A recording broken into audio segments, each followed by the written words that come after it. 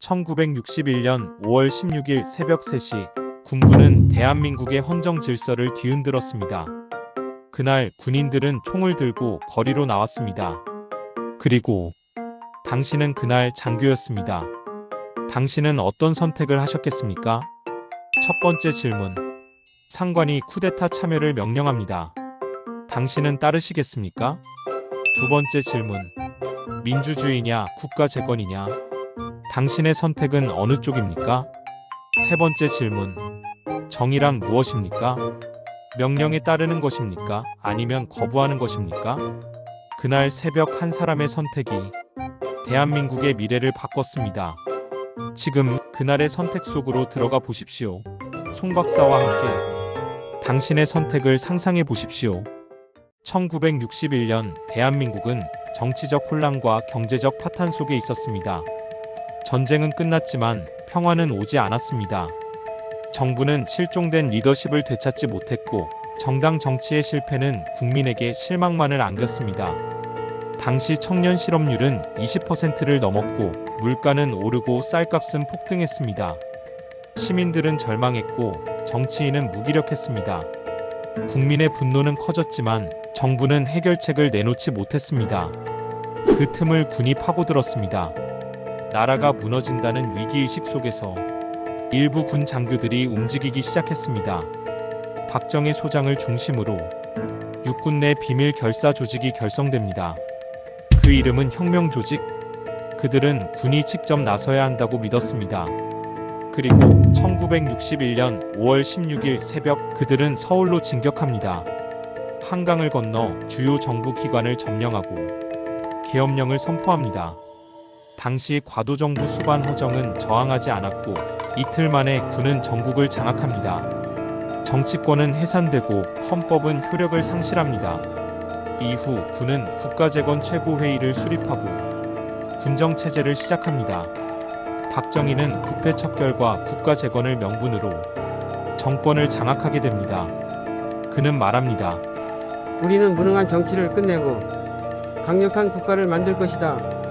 일부 국민은 혁명을 환영했습니다. 혼란을 수습할 강한 힘이 필요하다고 믿었기 때문입니다. 하지만 또 다른 국민은 침묵했습니다. 군화 소리에 눌린 민주주의가 무너졌음을 알았기 때문입니다. 이 쿠데타는 대한민국 헌정 질서를 중단시켰고 민주주의의 시계를 되돌렸습니다. 그러나 동시에 박정희 체제의 시작점이 되었고 한국 현대사의 가장 강력한 전환점이 되었습니다. 이것이 5.16 군사혁명입니다. 혁명이라 불리지만 실제로는 헌정 질서를 무너뜨린 군사 쿠데타였습니다. 군은 부패를 핑계로 권력을 잡았고 민주주의는 그 대가를 치렀습니다. 이 사건은 오늘날에도 질문을 남깁니다. 나라가 위기일 때 정당하지 않은 방식도 허용될 수 있는가? 혼란을 막기 위한 질서가 자유를 짓밟아도 되는가? 혁명은 누구의 입장에서 정의되는가? 우리는 오늘 그날의 선택을 다시 바라봐야 합니다. 과연 이것은 혁명이었을까요? 아니면 반란이었을까요? 인터뷰. 1961년 5월 16일 새벽 3시. 송중희님, 왜 혁명에 반대하셨습니까? 닥터 송 회상 인터뷰. 저는 군인이었습니다. 국민의 아들이자 국민의 방패였습니다. 그러나 국민 위에 군림하라는 명령을 받았습니다. 그날 새벽 작전명 서울 진입. 차디찬 명령이 내려왔고 나는 마음의 총구를 나 자신에게 돌려야 했습니다. 내 손엔 총이 있었지만 그 총은 국민을 향해서는 안 되었습니다. 총은 외적을 겨냥해야지 민의를 침묵시키는 데 써선 안 됩니다. 회상 장면 속 등장 동료 장교. 송중희. 나라가 무너집니다. 지금 우리가 나서지 않으면 이 땅은 공산주의가 됩니다. 송 박사. 나는 그에게 물었습니다. 그래서 우리가 세우려는 나라는 무엇입니까? 국민이 빠진 나라입니까? 명분 없는 권력입니까? 군대가 정치를 대신할 수 없습니다. 우리는 계급으로 움직이지만 국가는 시민의 뜻으로 움직입니다. 상관의 명령을 거부한다는 건 나 자신을 부정하는 일이었습니다. 하지만 더 큰 명령, 헌법과 국민이 나를 부르고 있었습니다. 나는 선택했습니다. 복종보다 양심을, 명령보다 헌법을. 그리고 나는 홀로 남았습니다. 인터뷰. 그 선택의 후회는 없으십니까? 송 박사. 후회보다도 그날의 밤이 여전히 제 안에서 울립니다.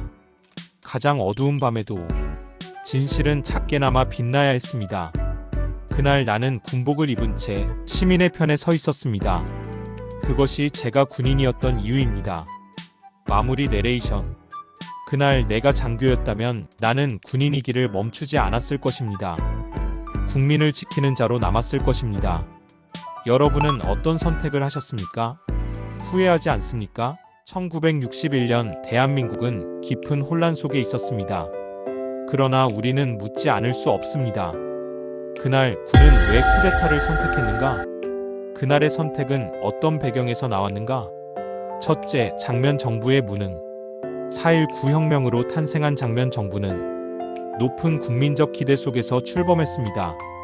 그러나 현실은 녹록지 않았습니다. 경제는 침체했고 정치적 리더십은 분열되었습니다. 국회는 정쟁에 빠졌고 정부는 과감한 개혁을 추진할 동력을 잃었습니다. 국민들은 빠르게 실망했고 그 실망은 거리로 나왔습니다. 둘째, 냉전기 반공 이데올로기. 냉전은 한창이었습니다. 북한은 도발을 멈추지 않았고 국내에서도 좌익에 대한 공포가 퍼졌습니다. 군 내부에서는 지금 개입하지 않으면 공산화된다는 강박관념이 커졌습니다. 반공은 국가적 신념이자 군의 존재 이유처럼 인식되었습니다. 이 이데올로기가 군 개입의 정당화 논리가 되었습니다. 셋째, 미국의 방조적 태도. 당시 미국은 한국의 민주화를 지지했지만 더 우선한 것은 안정이었습니다. 쿠데타 초기 미국은 군사정권의 비판적 태도를 보였지만 곧 실용적 협력으로 입장을 선회했습니다.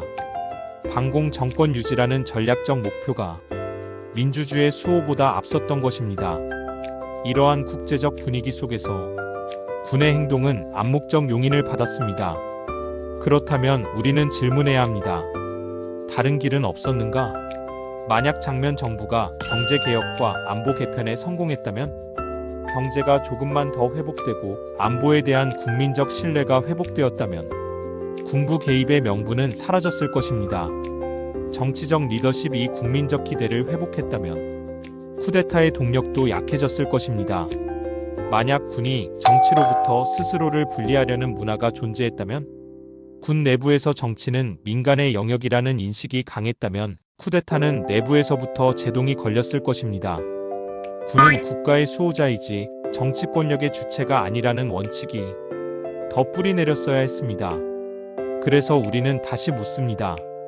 그날 군은 왜 기다리지 못했는가? 장면 정부가 스스로를 바로 세울 시간을 조금 더 주었어야 하는 것은 아니었는가? 역사는 때때로 조급함으로 인해 보다 나은 가능성을 잃기도 합니다. 그날 우리는 더 나은 민주주의로 가는 길을 조금만 더 기다릴 수는 없었을까요? 그 질문은 지금 우리에게도 남아 있습니다. 위기의 순간 민주주의는 얼마나 쉽게 희생되는가? 그리고 우리는 얼마나 쉽게 그것을 용인하는가? 이것이 바로 우리가 역사를 다시 바라봐야 하는 이유입니다. 역사는 선택입니다. 그 선택에는 언제나 다른 길이 존재했음을 잊지 말아야 합니다. 이제 당신의 생각을 들어보고 싶습니다. 당신이라면 그날 어떤 선택을 했겠습니까? 5.16 군사혁명은 반세기가 넘는 세월 동안 우리 역사에 깊은 흔적을 남겼습니다. 그러나 중요한 것은 이 사건이 과거 속에만 머물러 있지 않다는 사실입니다. 오늘의 우리도 선택 앞에 서 있습니다. 우리는 언제든지 비슷한 질문과 마주할 수 있습니다. 국가 혼란기, 법과 질서를 뛰어넘는 행동은 정당화될 수 있는가?